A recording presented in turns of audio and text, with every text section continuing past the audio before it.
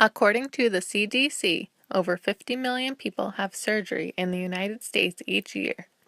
With surgery being cited as the most common cause of acute pain, we know that pain management is a critical component of patient care.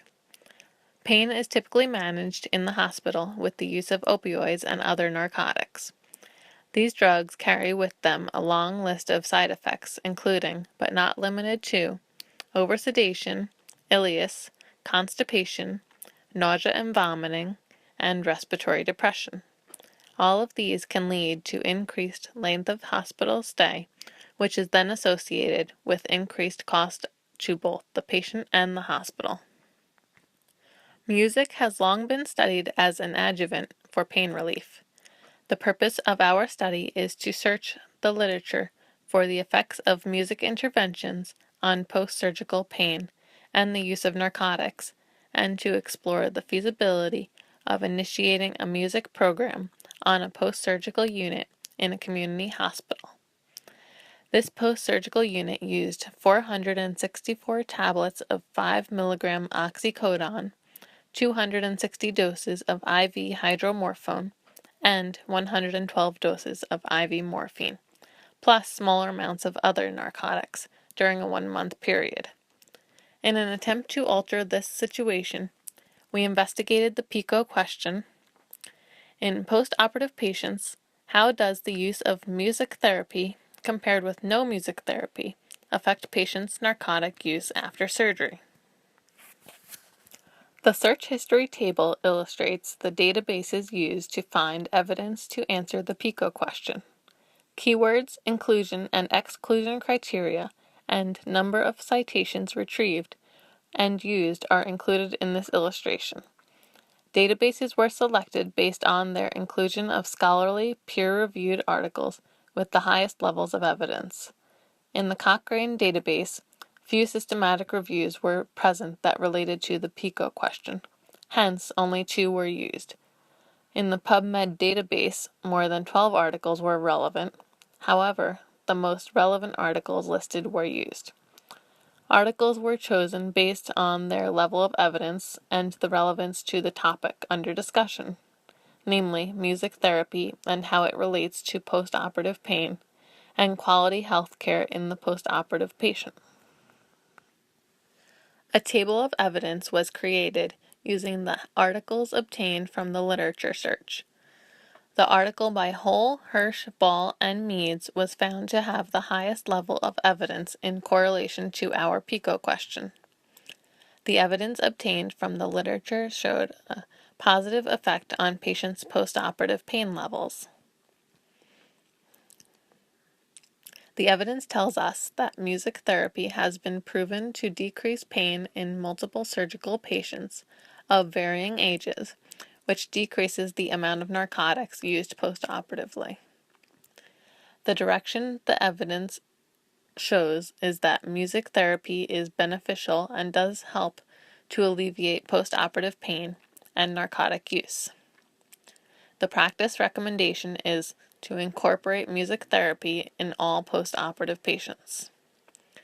The rationale is that music therapy has been shown to decrease pain levels in postoperative patients, thus leading to decreased narcotic use.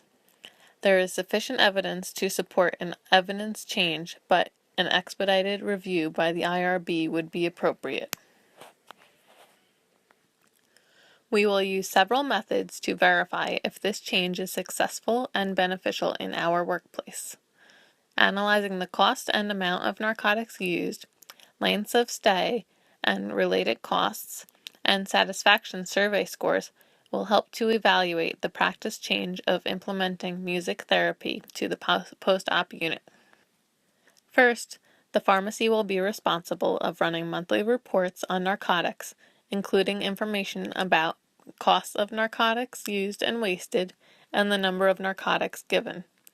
We will compare the data from before and after implementation of music therapy to see if there is a correlation to data changes, if any are noted. The pharmacy will graph the trends of the results to share on a bulletin board with staff and provide encouragement. Next, We will track the relationship, if any, between the implementation of music therapy and length of stay. Each surgery has a typical estimated length of stay. Discharges are often held up because of pain management issues.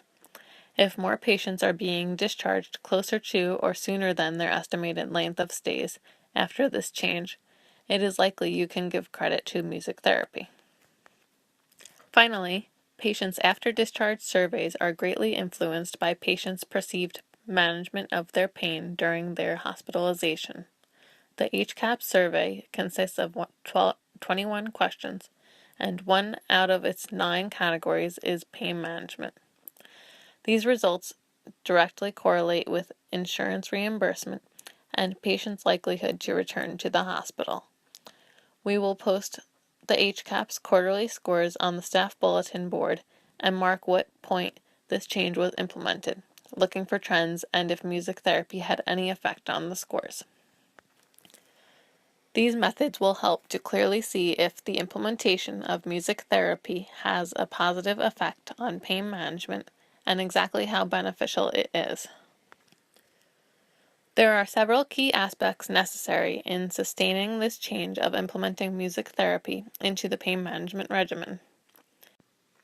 It is important to show the positive outcomes and effectiveness of a change early on in the implementation stages of a change, and it is also essential for benefits to both staff and patients to be clearly outlined.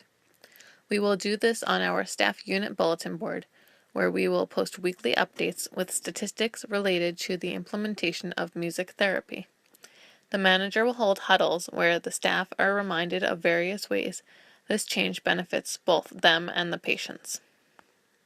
It is noted that many nurses find resistance to changes, and therefore, we will send managers and leaders to in-services about transformational leadership and its importance in the implementation of changes and development of new policies.